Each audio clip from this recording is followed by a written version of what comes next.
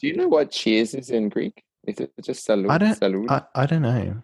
I know what it is in Italian. Salute. Oh, Um, I've always wanted to have a different language you instead don't. of just looking like I have one.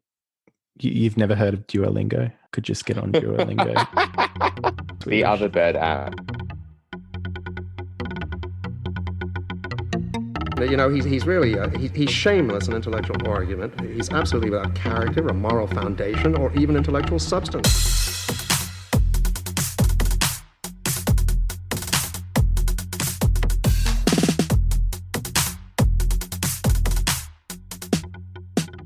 This is good. I've had Ouzo like once or twice before, but it's quite good. I like how aniseedy it is, and it sort of reminds me of there's similar liqueurs in Italian culture, very strong and flavored with all sorts of things. I quite like this one.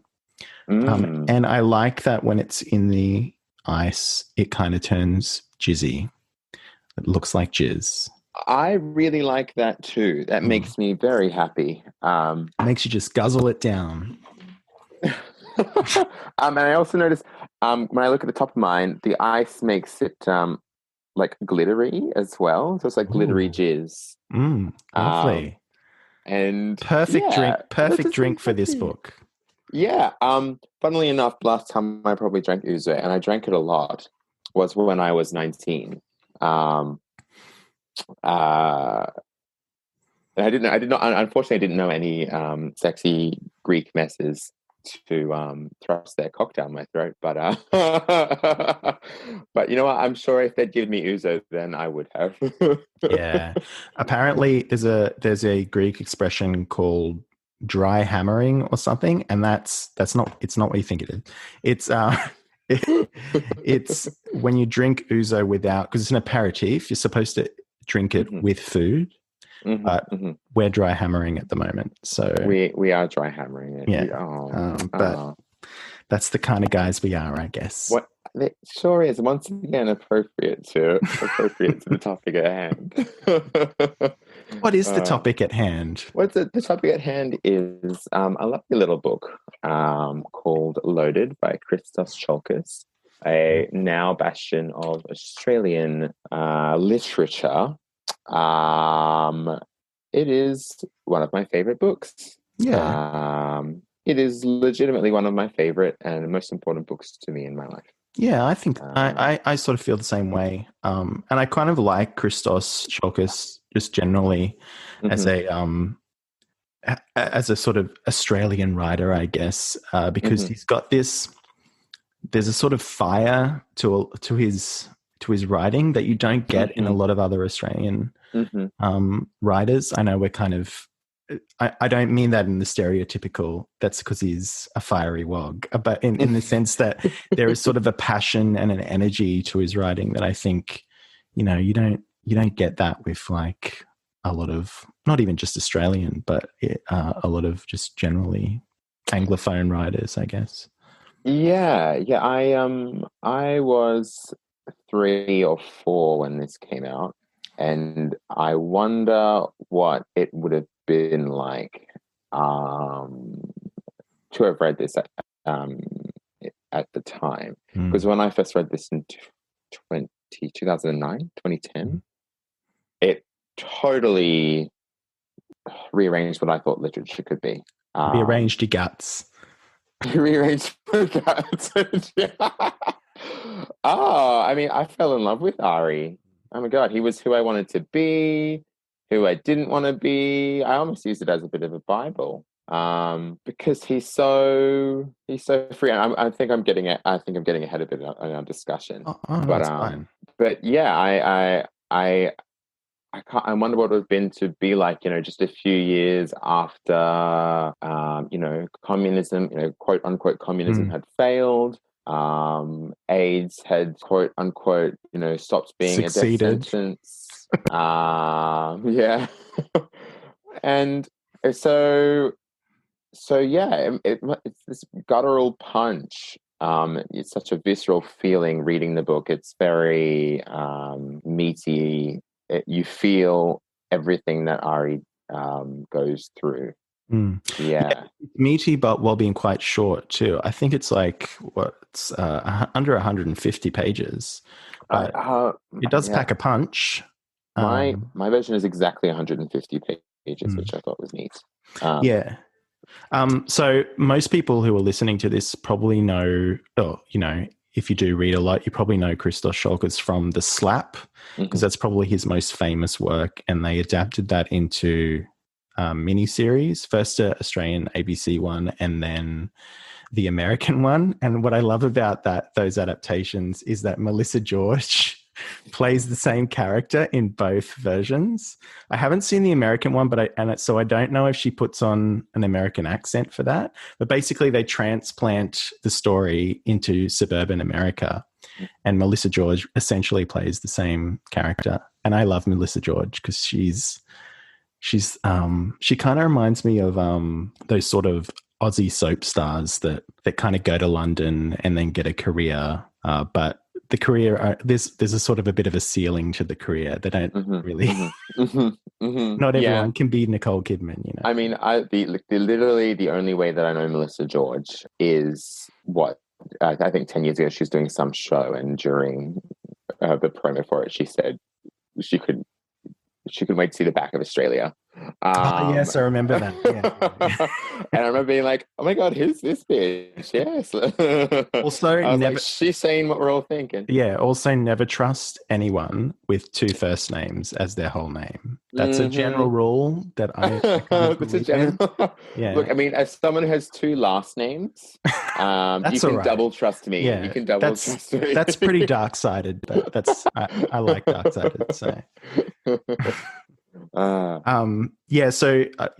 I really like Christos Tsiolkas' work, and like I said, there's a sort of energy to it, and also the kind of themes. If we want to do the whole theme discussion, is that he kind of returns to those intersections with sexuality and class and immigration and all that sort of stuff that that's really in my wheelhouse. I love that shit. So yeah, it was and I should just say as an aside, as a meta thing, Matt, I don't have anything else open on my laptop right now, so I hope that you know that you're the one guiding this conversation. My laptop is very slow, daddy. And you are the daddy.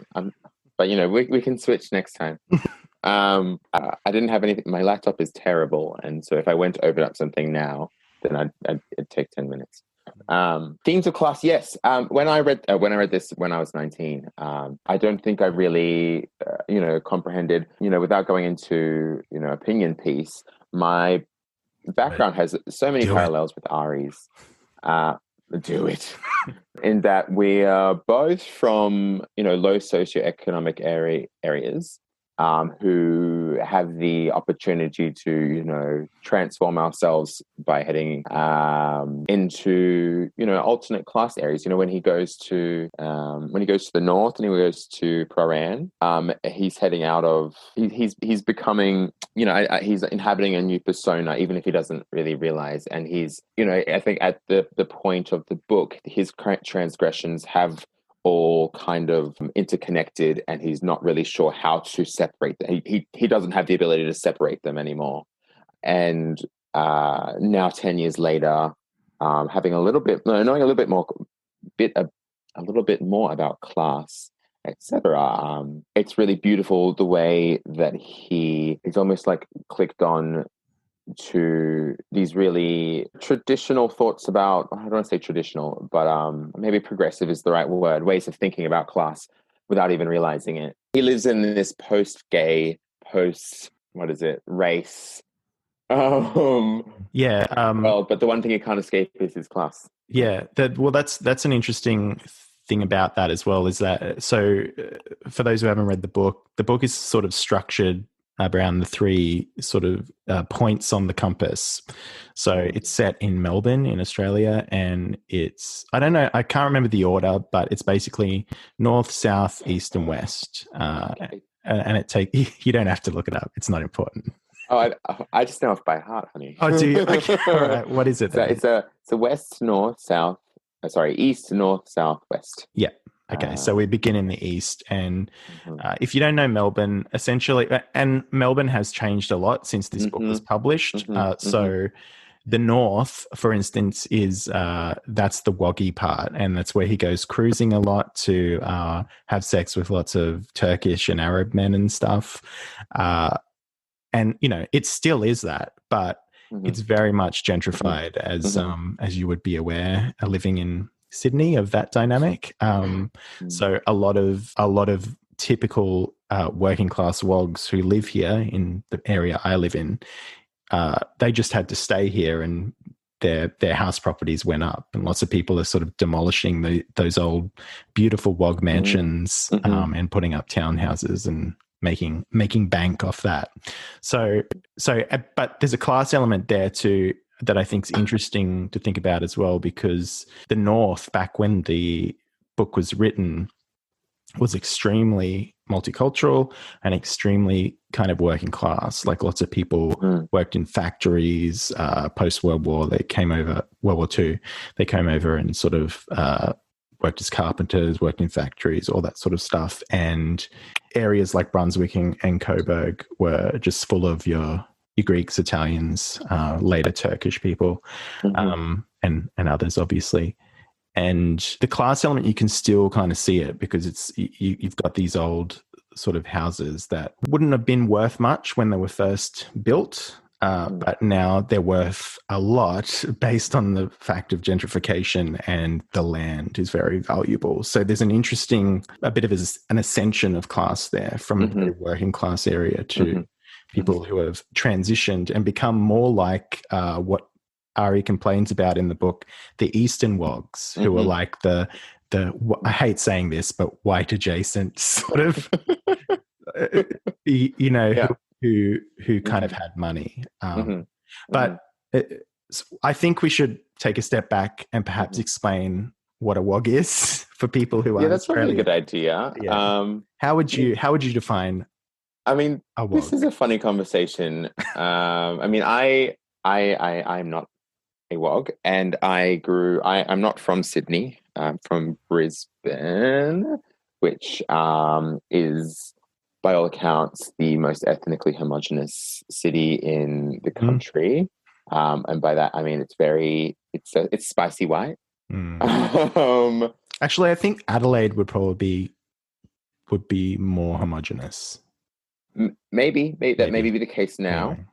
Yeah. I'd give it that now, because things definitely are different in Brisbane from when I was growing up. But I'm just going to literally answer your question. A wog would be a reclaimed term, you might say, of those from the continent, particularly the south of Europe, who migrated to Australia in the 50s and 60s, and then were kind of treated as second-class citizens. And made not white. And, that I think that term's very much changed now, just like the ethnicity has changed. And that I think maybe, and you could probably answer this better being Italian yourself, it might have once been far more derogative than it is now. Yeah, it's sort of a piece with. Have you ever heard the term Dago? That's another one that's a sort of offensive term for. I read that in the book. I had to look it up. Yeah, I think that's more of an American thing, but I think I've heard people say it. My dad said it ironically, or he says that. But yeah, so it's kind of equivalent to that. It was sort of post-World War II, the White Australia policy, which was the racist immigration policy that Australia had. They relaxed that a bit, and they let Southern Europeans in, because they were like, oh, I guess they're kind of white. they're more white than those other ones. Yeah. So they let them in, and that was mostly Greeks and Italians, because both of their countries were rat fucked after the Second World War, and so lots of people were like looking for a better life and all that sort of stuff. Your traditional kind of immigration story. People came over here with next to nothing. My grandparents did. And kind of built their lives, I guess. But the wog identity, I like to think of it as, so initially wogs it was a slur directed against Italians and Greeks. It's kind of grown a bit capacious, that it includes like Turkish people, Lebanese people, Arabs, Balkan people as well, like Serbians and Croats and all that sort of stuff. And it's kind of encompasses all of those. Yeah. But it's sort of, it's uniquely Australian, I think, because it's, again, the class thing comes up. It's almost like a way to think about it would be ethnic bogans. You know, and bogans, if people don't know, are like chavs, like people of a certain rednecks kind of or yeah. So yeah, that's how I kind of look at it. There is definitely a class element to it, and don't get me wrong, there are rich wogs, you know, like people who wear like Gucci tracksuit pants and things like that. But it definitely comes from that kind of working class aesthetics and sensibility, I guess. And that's not even something that I pick up on, and maybe that is because I'm not white myself, and so it's not a class, it's not an ethnic dynamic that I personally experienced. It's something that I had to learn, particularly once I moved to Sydney and I met far more people who were from and not even second generation like Ari is here, but third and fourth generation wogs. Well, yeah. So Ari, I guess, sort of. He doesn't really self-identify as a wog, but I think he kind of acknowledges something about his wogginess, so to speak. But yeah, it's very interesting that the Greek versus and being second generation versus the Australian culture, and the tensions between those in the book are really kind of readily apparent, and he's sort of straddling those two worlds, which is sort of interesting. Yeah, I should say, I think this just before I comment what you said there, I think this book, if you're listening to this and you're like, should I read this? Are they going to spoil it? I think this book kind of denies being spoiled. I don't think it is possible to spoil. You can talk about literally everything that happens, and there'll be nothing like the experience of actually reading it. Also, I'm just generally against spoiler warnings, so I'm just gonna get used to it, bitch. Yeah. So sorry, could you just repeat what you said before, Matt? I said, get used to it, bitch. Yeah. No, sorry, I meant in terms of, we were talking about Ari's identity. Yeah, so straddling the kind of Greek side of right, and being in Australia and not really identifying with the Greek side or the Australian side. And that sort of, your typical child of migrant story, being on the hyphen and sort of not being either or, sometimes being able to be both at different times and that sort of stuff. That's a dynamic that I think he teases out in the book. Yeah. There's this very long very racist expletive rant that he goes on in the second half of the book. He rejects all formal type of identification and only identifies himself as every possible slur. And that's very 90s, by the way. That was such a 90s thing. It's like you had the gay liberation thing and all that sort of stuff, and then you get into the 90s and it's all about, I don't believe in labels, man. And it's like just like repudiating labels. It's interesting because I feel like these days we are going back to taking up the labels, and labels become very important. Like if you look at people's social media accounts, it's like all of their identity descriptors are right there. If you are nothing but your descriptor.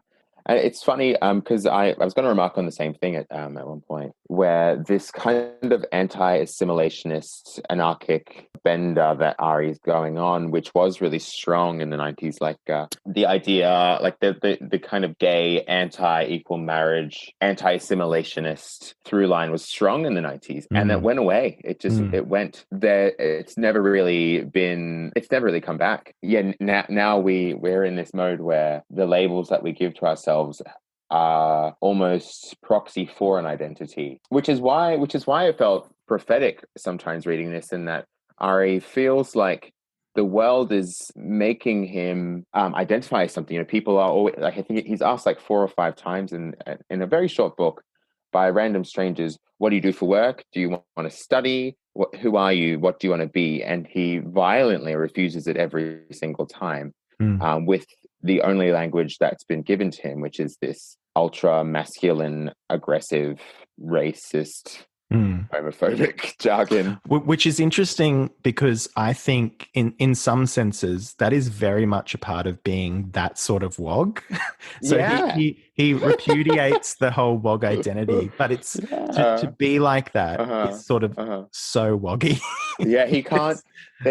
He can't be nothing. He can't be the nothing that he wants to be.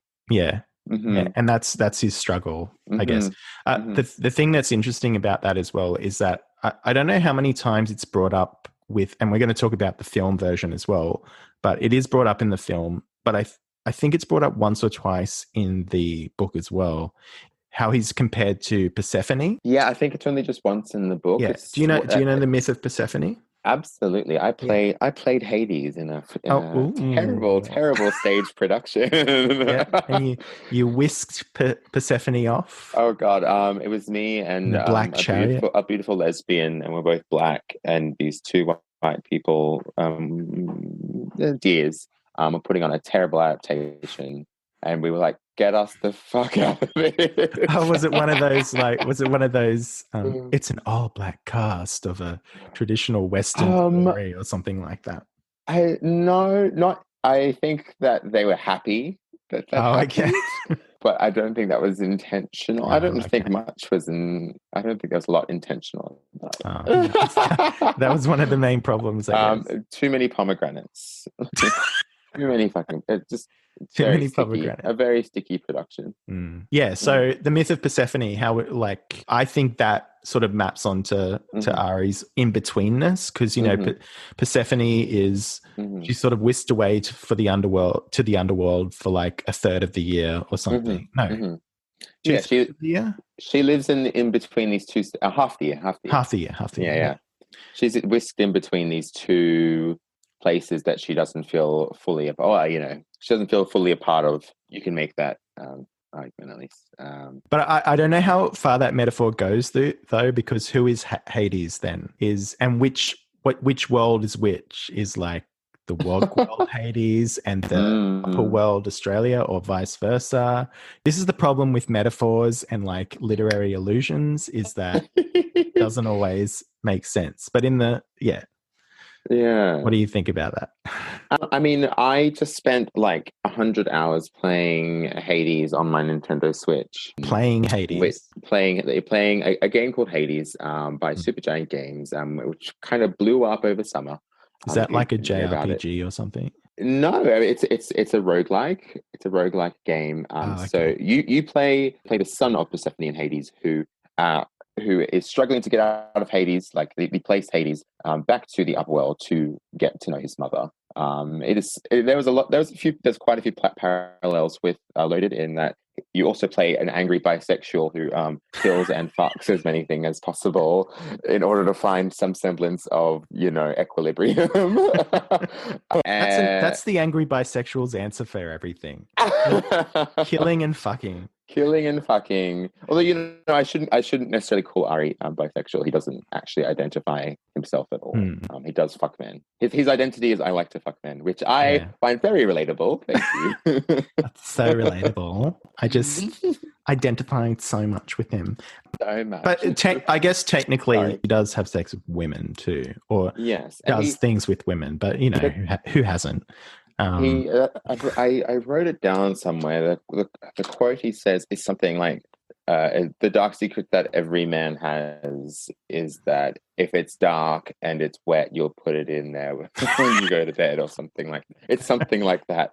And I was like, all right, just calm down. He's such a prophet.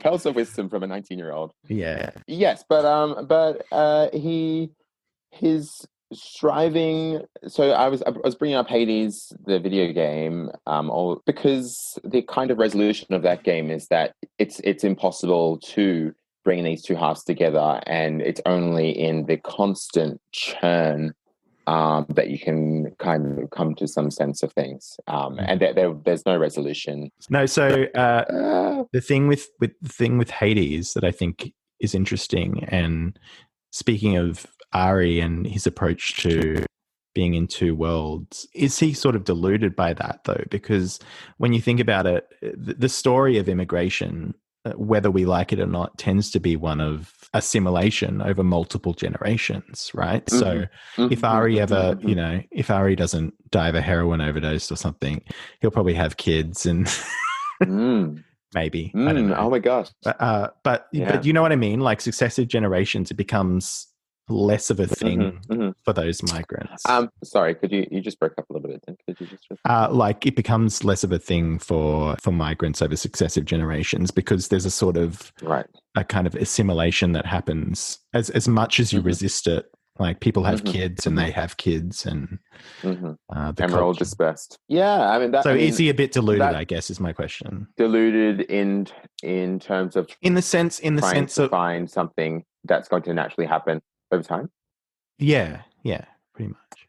I mean, the way that you ask that question, it's kind of it frames Ari as like incredibly young, which he is, but like young in terms of immature, which I don't think that he is. Yeah, I don't know. I don't know. And I say that as the big difference that I in the way that I couldn't relate to Ari at all is that I don't have the same baggage of a second generation immigrant. Like my culture was assimilated 500 years ago in a place that doesn't exist anymore, and I don't hold anything onto it. And I think his culture is so rich. And so apparent in his life. I don't know if you could be deluded. He hasn't had the space, like the kind of space to see the whole tree, but for the leaves, like you can only see the leaves in front of him. And you always forget he is quite young too, and that's a bit of a So part of being young is testing your boundaries and boundaries of tradition and culture and all that sort of stuff as well. One interesting difference between the movie version Head On and the book that I noticed is that in the movie, I think it's his sister who says, "I want to go to Greece." In the book, it's Ari who says, "I want to go to Greece." And it's the only time that I realized, that I noticed that he gave a long, mid to long term goal at all in the entire novel, and he doesn't. He very often because the entire novel is seen through his eyes. It's first person, very close, and he will often go on pages long tangents. And he usually, if he lies, he's very honest, and he'll say, "I lied," or "I was being sarcastic." But he doesn't ever retort about that. He just kind of says, "Mum, I'd like to go to Greece," and then never really follows up on that. So, that sort of honesty as well, that's something I wanted to mention, is that there's a directness and a sort of rawness to the style that's part of, I think that for me, because I'm such a stylist, it's such a, stylist. Yeah, it's not that sort of stylist. It's such a key part of it, of the appeal for me, because it's so, you get, again, this goes back to the whole very milquetoast, very middle class idea of what good literature is supposed to be, and it's supposed to be nuanced and understated and all this sort of shit. Whereas this is so raw and direct, and it's like it's almost like people to try to make it more literary, people might say, Ari's an unreliable narrator. Can't say that probably.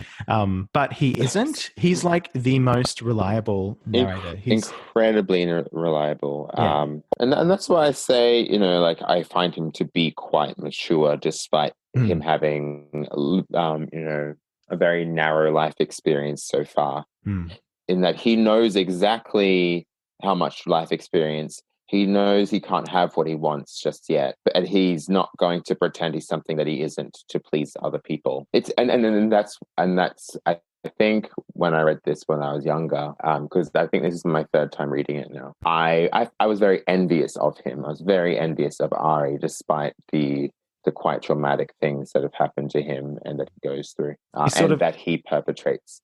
Yeah. Yes. He's sort of completely who he is, and it's sort of that's kind of threaded through in the style he's of the completely writing. who he is. He has no. I mean, I should say, apart from coming out to his parents, but even in that, he's like honest about the reasons for not coming out, and he genuinely believes in that, and in a way that sometimes you hear from people. You may have had this experience too, Matt, who, they're afraid to come out and they come up with all these reasons to. It really comes across as I'm going to continue to be myself, and that is an impingement to that, and so I'm not going to do it. And maybe one day it won't be, but right now it is. Yeah, that kind of that sort of reasons for not coming out. That reminds me of a story my friend told me where he was dating this guy who was, they were perfect for each other. They had a great time and everything, but he would just never come out to his parents because his parents were like in the Russian mafia and would like literally kill him. So that didn't work out. Poor thing. Yeah. But, yeah. It's another Western ideals of homosexuality versus I was born this way, baby.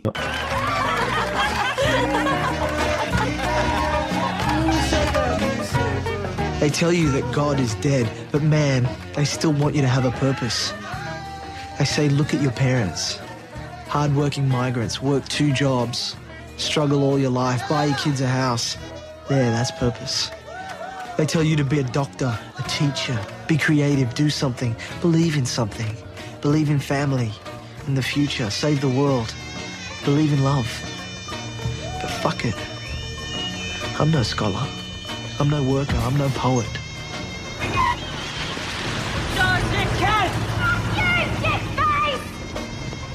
Hey, Ari, where are you going? Right, shall we talk about the movie version now? I think that's Let's do it. Let's do it. So let's do it because I remember we were talking about the differences before we started all reading, and I think we both agreed that the book was a lot better than the movie. But I don't feel very differently, but I certainly hold them to equal esteem now, different to what I did before. I'm very much they're different things sort of guy when it comes to adaptation. But I don't know. I'm not so sure about the movie anymore because I appreciate it. I appreciate it as the sort of time capsule that it is.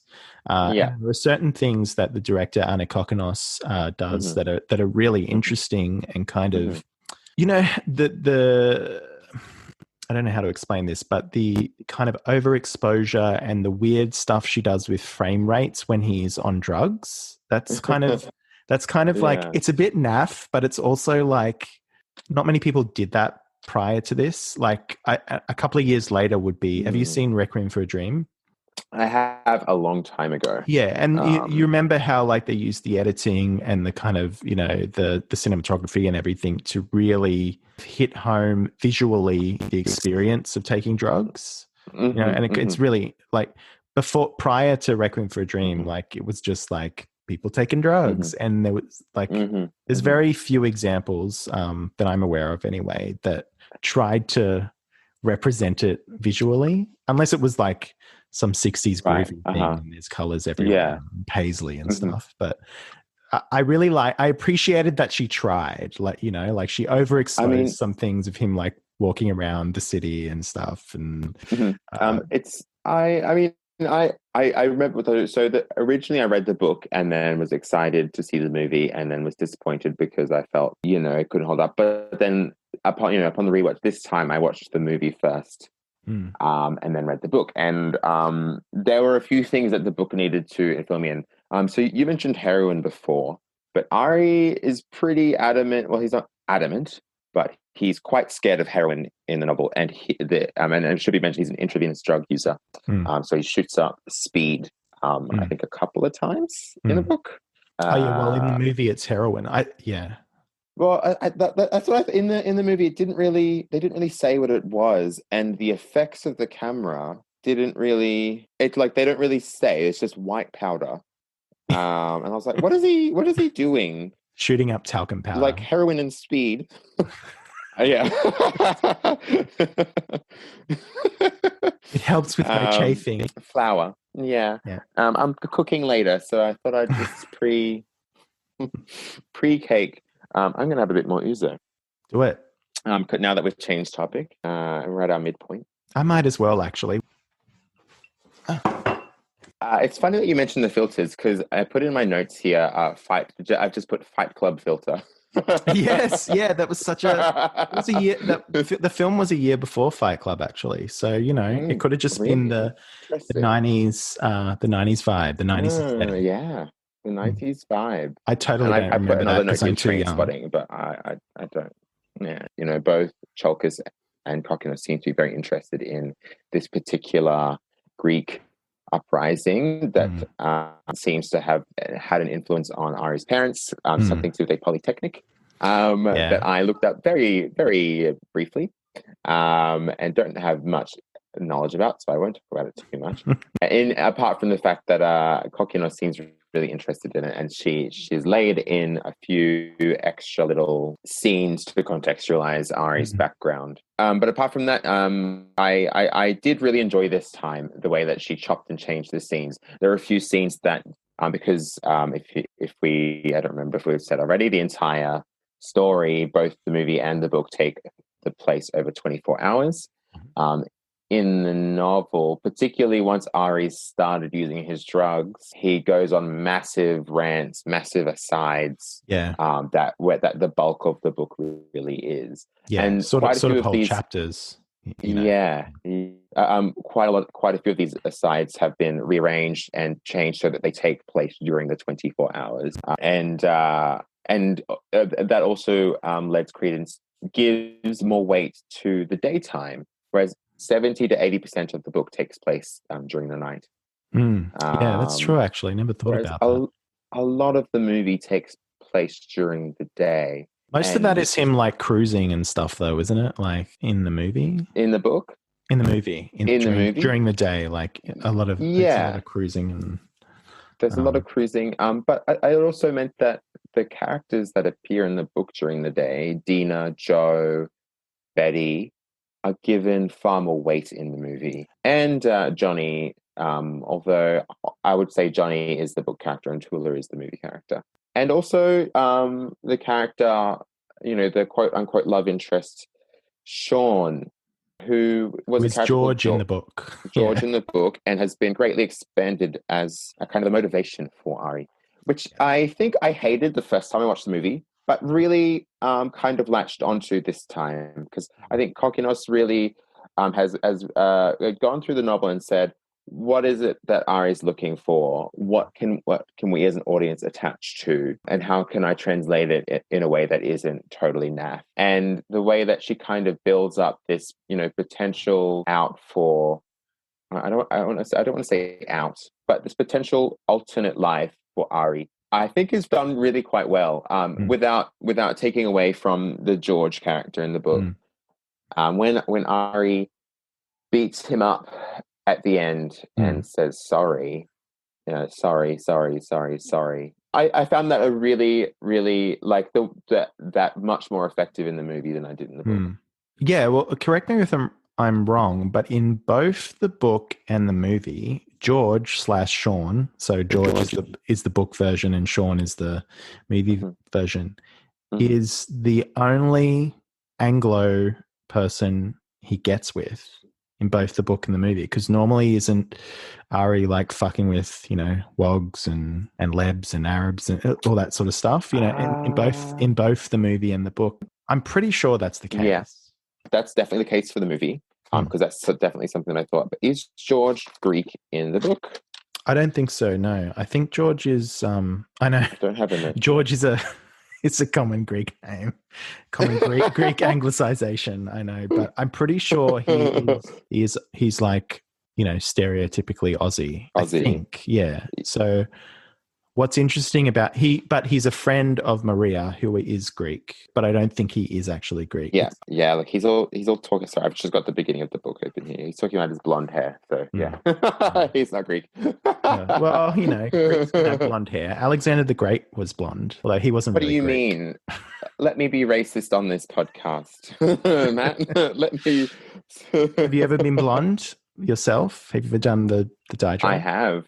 I've been blonde a couple times actually. I've never done it. Hair. I might do it because I got a few greys, so I might just blonde it all out. The problem when you have dark hair, though, is that it apparently it goes red when you bleach it. Yeah, it depends. I don't know. Like my family's slave owner had red hair, so I've got that whole like black red thing going on, if you know what I mean. Oh yeah. So when I dye my hair, cute. It goes quite swimmingly. Lovely. Yeah. So what do we think of the performances? I love Alex, and I could just look at him all day. All day. One of my notes is Alex Dimitriadis in his white underwear. Yeah. And he's still kind of hot, even though he's like really daddy now. It's really. Who was that? Sorry. Alex Dimitriadis. Alex, yes. I think the cast is wonderful. The character, because I mentioned before, the daytime characters make much more of an appearance here in the movie.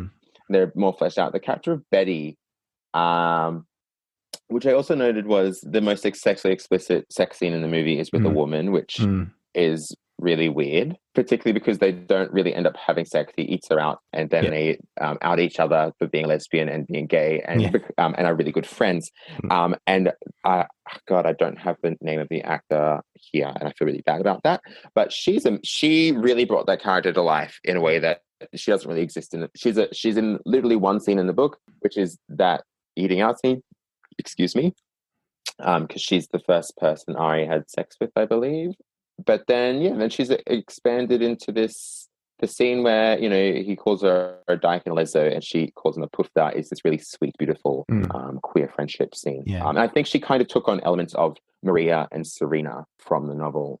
I remember when I first watched the film, which was when I was sort of like a teenager, and it was on SBS late at night, and I was watching with the volume turned down so my parents couldn't hear. And I thought it was so explicit, but I watched it again recently, and maybe it's just because things have just become more pornographic just generally in the culture, but I just found it really tame.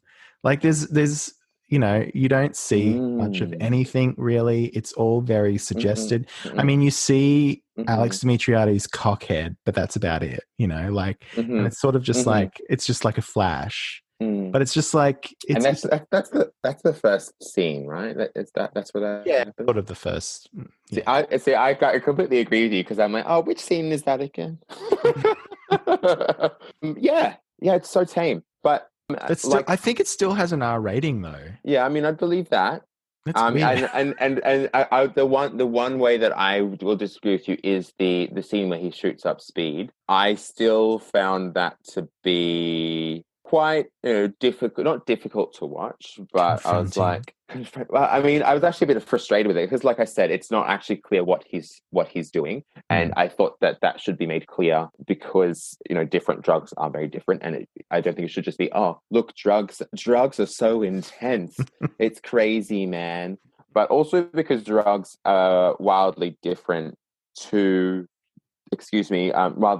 to what they were 25 years ago. I don't believe that speed is in common use anymore, despite it being Ari's drug of choice, or as common.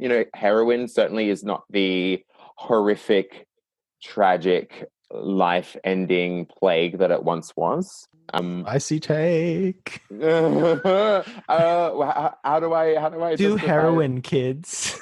No, I just mean in that. The kind of, as in literally people are doing it less. People are doing those drugs far less. Yeah. Or at least they have a far less impact on the cultural lexicon. Yeah. And if this book were written today, I don't believe those are the drugs. Although what would they be using today? Because, I'm old now, so I don't really party that much. So what are the kids using these days? I mean, I have any experience in this whatsoever. I don't really know. I mean, if he, there's the good old, the ye old day. I think speed has really turned into meth, which, if you look up any kind of, they're basically the same drug. That's become almost the new kind of heroin in the way that it's stigmatized and warned about. Except that instead of sending you down, it sends you up. But instead of ecstasy tablets that he uses in the book, but not in the movie, people are using, they're probably using like caps, MDMA caps or crystals. Ketamine's a big thing in Melbourne. I don't know if that's a big thing in Sydney. Ketamine is definitely a big thing in Sydney. It's really funny. It's reading this book. Sorry. What were you going to say? I was just saying, reading this book and reading about the cocktail of drugs that he takes. I was just like, the other night, me and my boyfriend and a couple of friends dropped acid, and I was like, that was enough. I don't need anything else. I had like a sip of a cocktail and that was too much, and meanwhile Ari's doing like acid and strange powder, speed and all that sort of stuff. Everything. Yeah. And the other thing that I thought was hilarious, and I think that part of the beauty of this being fictional is that it doesn't ever need to be explained. Yeah. In that the only way that he could be afforded to be doing this is if he himself was dabbling in drug dealing, which he is pretty explicitly not doing. But he doesn't have a job. He doesn't have any money. He comes from a poor family. He's very charismatic, and in the movie, obviously, he's beautiful. See, that's the thing, because I remember when we both bought this edition, we had the funny. It's the 2018 edition with Penguin, and it has the this picture on it, which is like, it's so ridiculous. It's like a kind of wog stereotype, This one. Yeah. I fucking hate this cover so much. But you said, it's probably more what he actually, it gets to his vibe more than like Alex Dimitriades. I feel is too pretty, and he has to be because he's very pretty. It's in the movie, so you don't. I mean, to push back against that, in the book, he basically just asks for whatever he wants and gets it, and people just give it to him, and people love him. And I know it's all from his perspective, but there's that in that last part he goes to where he's like, I'm on the dance floor. Everyone starts looking at me because they want to fuck me, obviously. And when that happens in the movie, you're like, well, obviously, you're Alex Dimitriades and you're really fucking hot. Of course I want to fuck you.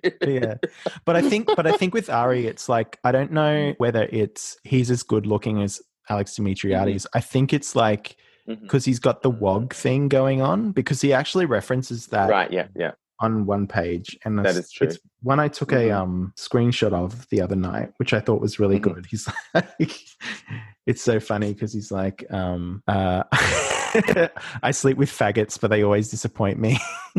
What was that? Sorry? I sleep with faggots, but they always disappoint me. The desperate effort to hide his effeminacy always betrays him. I can feel it in myself, but I do a good job of talking like, walking like, being a man. I've got the build, the swagger, the look.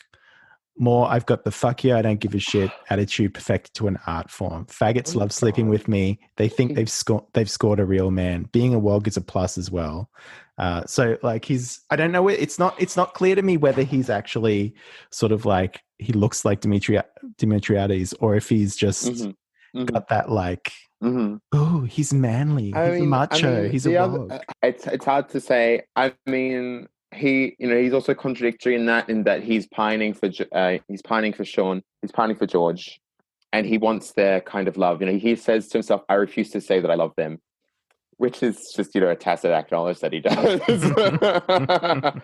I don't know. I remember, because there's the vintage cover from, I think, the late 2000s. It's just a boy. I found a picture of it the other day, because I had actually never heard of this book when I first picked it up, which was a nice feeling. It's one of the originals. Do I have it here? I liked it before it was cool. It's kind of just like a boy sitting on his bed and he's got his shirt off. Oh, that's cute. And He's quite skinny, and that really stood out to me as a 19-year-old. And then I read the back cover. I'm like, oh, this will be interesting. Not really knowing what I was getting myself into.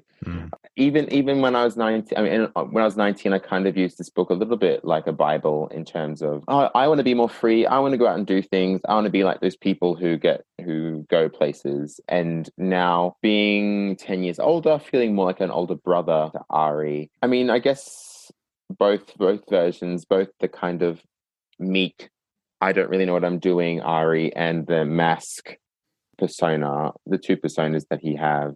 That older brother, gay mentee, mentor type. Relationship that I feel towards him. Yeah, I guess it would be the same. I don't really know what I'm saying now. Sorry. With the movie as well, I really like the performance of Paul Kapsis. Oh yeah, oh god, we can't talk about the movie. You can't mention the movie out around Johnny and Tula, because that whole sequence with them and like them in the cops and getting like brutalized by the police doesn't actually happen in the book.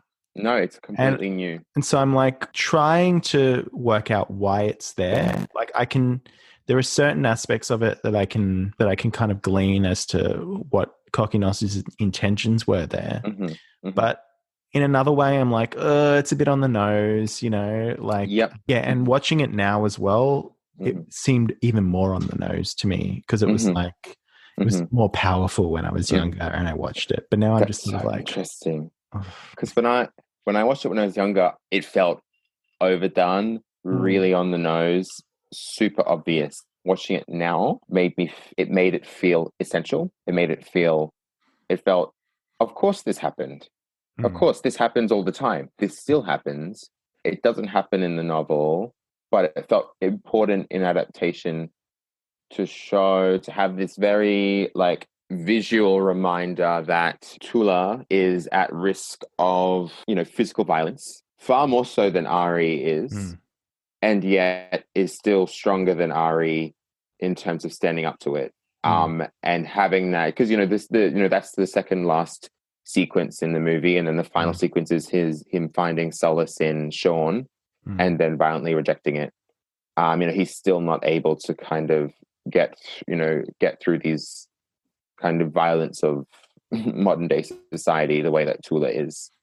And I don't know that the movie, whilst acknowledging that it does feel very obvious, it also felt like I don't think the movie would have landed. I think the movie would have been just fine if that scene didn't happen. It made it something, whether you hated it or liked it, it made it impossible to forget, I think.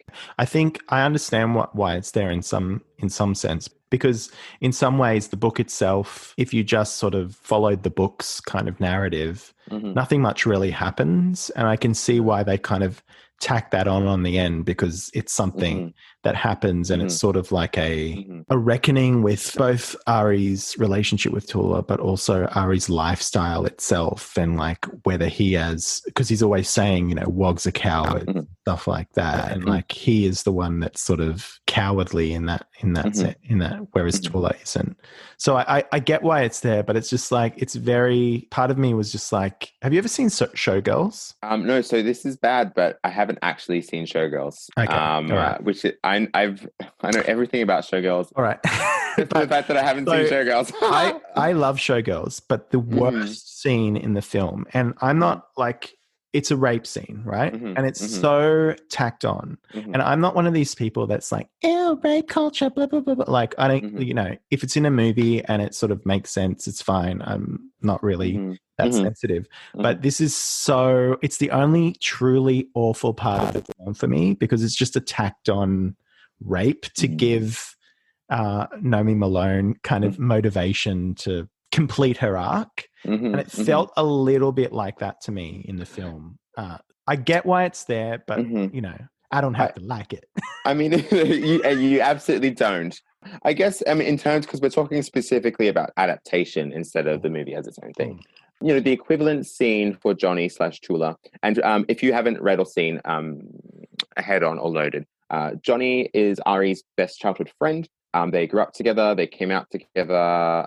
came out to each other. Ari is hiding his sexual proclivities from his family and community. Johnny is very open, and he is a drag queen, and his drag persona, at least in the book, is named Tula. In the movie, it's far less obvious as to whether Tula is a drag persona or whether Johnny is transgender and is coming out as Tula.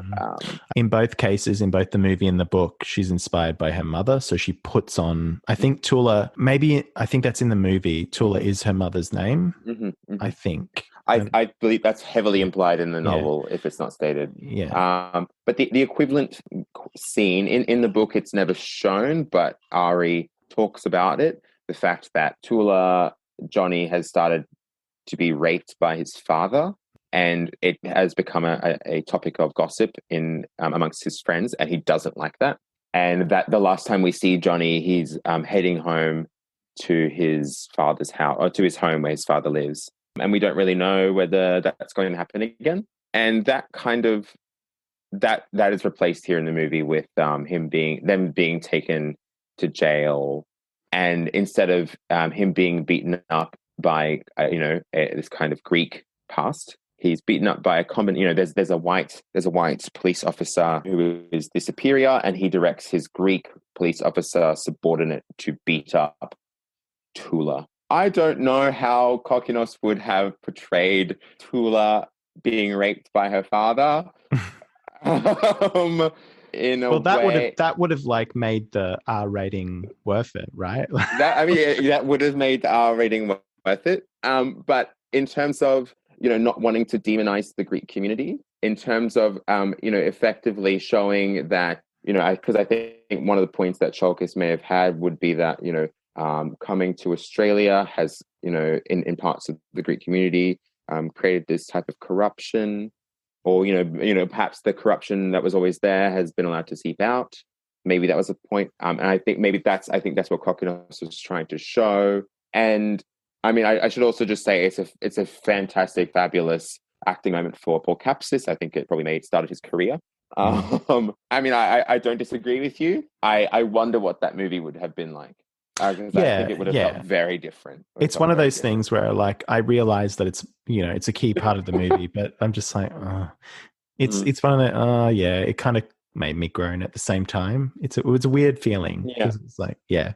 Do you think that the movie holds up despite it feeling dated to you? I think it does, because this is just an idiosyncrasy of mine where, like, I don't really care if something's dated. Like, so things hold up precisely because they're of their time. I don't need things to be current. That's it's usually not what I'm about. So, do you have any other thoughts about the movie? Well, I was going to say about Paul Kapsis as well. I remember seeing Paul Kapsis at a cabaret in Brisbane, actually, your hometown. My home turf. They I can't remember what it was for. What it might have been for Brisbane Festival or something, and they did a Spiegel tent and set up a Spiegel tent, and he did a cabaret in there. And it was really good show and everything. And I went with my fag hag friend, and she recently saw Head On because I introduced it to her.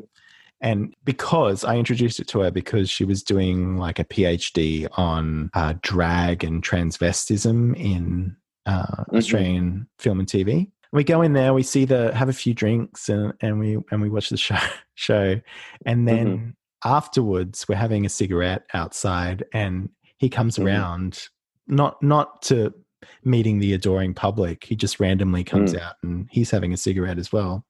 And I was like, "Oh, it's Tula! Look, it's Tula." When I say this, I'm not like tooting my own horn here, although back then I was way hotter. But he was like coming on to me so hard, whereas I was just like having a smoke and I didn't really care.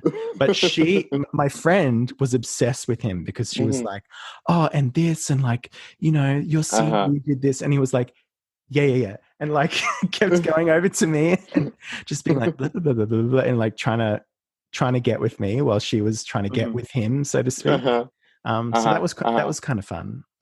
Yay! Oh my god!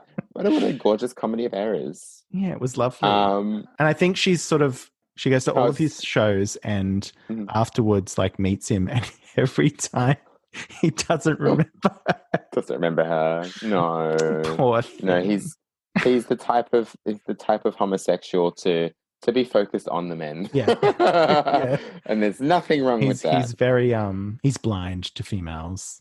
He has a blindness. Yeah. Female blind. Go fuck yourself, you drunk as fuck animal. Tula's back, Papa. Just get used to it. I'd say if you want to watch these, if you'd like to engage with these texts, I think you watch the movie first. Not because it's better than the book, but I think that I found a really rich experience, and because I love this book, and you can totally just read the book, but I found it a really rich experience. There's a lot of questions that the movies asked that I found the book answered, and the last time I went through these texts, it was the other way around, and it was different. Yeah, and it's what I think is great about both the book and the movie is that, speaking from a queer perspective, is that people are always gay and something else, and I think these two texts sort of really explore that in a quite a rich way. I think so. Yeah. I feel like we're getting close to wrapping up. Before we do that, I just want to acknowledge that very, very recently, as in October last year, Malthouse Theatre in Melbourne were meant to do a new adaptation of the work written by Tsiolkas, that they weren't able to do, that they did as an audio production that was set in 2020. I heard about this. Have you? I don't know much about it though. So, in preparation for this, I emailed Malthouse, being like, "Can I please have this?" And they're like, "No, you can't." I was like, "I'll buy it," and they're like, "No." Which I think. Wait. So you offered to pay them money? Yeah. So where can you get this thing then? Why did they do it? And they're like, "No, it's not for sale." I was like, I'm like, "Daddy Tsiolkas, can you please bless me with a gift?" When I had LinkedIn too, I had him on LinkedIn. I had Christos Tsiolkas on LinkedIn. I don't know how. Gotta get on that LinkedIn. But I'm not on LinkedIn anymore because. But I think it's I'm really interested because I think that the class elements, because we only touched on it lightly, but the fact that Ari lives in this post, he furiously denies being homosexual and furiously denies his racial heritage, and yet lives in a world where he fucks men and is a wog, and we are asking with more further than ever questions of identity, and almost overlooking the kind of class elements that in our society in general that really are baked into the bottom of this text. And I'd really have loved to see how he updated it for the world of Grindr, the world of different drugs, the world of like I said, third and fourth generation immigrants, where that kind of cultural background isn't as strong, but still there. And so I think it's a real shame. Anyway, Malthouse, it's a bloody audio. Fuck you, Malthouse. Bloody audio. Just release it. Fuck you, Malthouse. No, actually, Malthouse, I love you. Give me a job. Yeah. That's my rant after two and a bit Ouzos and a beer. Yeah, this shit gets you drunk pretty fast, I feel like. Anyway. It's sparkly jizz water. Yeah, sparkly, cold jizz water. There's nothing worse than cold jizz, I have to say. But anyway. TMI. Well, now I know what you do. Another undercurrent of this book, of this narrative, is called jizz. I feel like that's a good place to end this, Matt. Yeah, jizz. Jizz. Cold jizz. 1, 2, 3, we'll say jizz. 1, 2, 3, jizz.